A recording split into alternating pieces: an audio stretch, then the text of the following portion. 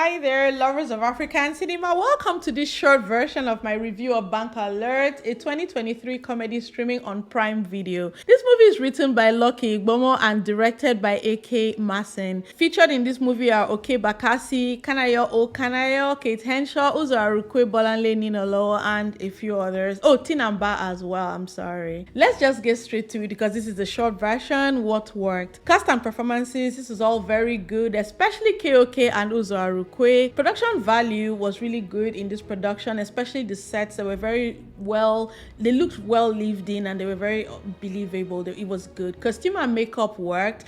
Direction, and that's the directing of the actors, the framing and the camera work, all just cinematography, all of that was very good. The soundtrack was okay for the most part.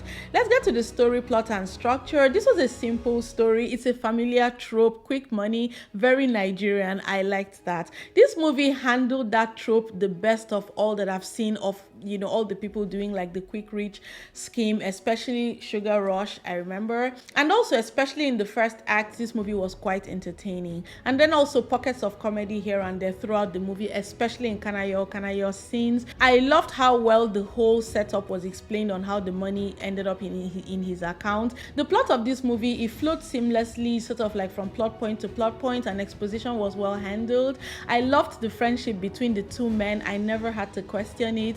Now let's get to what did not work. I wasn't crazy about Okey Bakassi's acting very much. It seemed a bit too self-conscious for me. I wasn't a fan. I didn't like the character of Sammy. It was inconsistent. There was no real character development and ultimately no character growth or change. The pacing in this movie could have been better. The girl was kidnapped, but then all the tension that was generated by that plot event was then squandered by just how it was handled. I'm not sure what the point of Genta's character was, but it did not work and it was not fully utilized for comedic value. Everything after the kidnapping was just a bit odd and, to be honest, annoying. Settling marriage problems, negotiating kickbacks from stolen money, it was very odd. The whole third act was kind of a bit too chaotic for me. Several instances of plot convenience as well throughout this script. Why would a criminal give away his location was a question I had. They let him answer a call while he was, in an exchange. Why would they release the girl? And then, of course, the criminal accepted the money in crypto. I don't know, that was not believable. I see no reason why the fight went the way it did, with all the quote-unquote bad guys basically being overwhelmed by the quote-unquote good guys. As far as I'm concerned, all that happened because this guy stole somebody's money and he will not give it back, and I did not like that the wrong people were villainized, in my opinion. Whoever they're calling the villain in this movie was not the villain. That guy who stole somebody's money and will not give it back was the villain. In conclusion,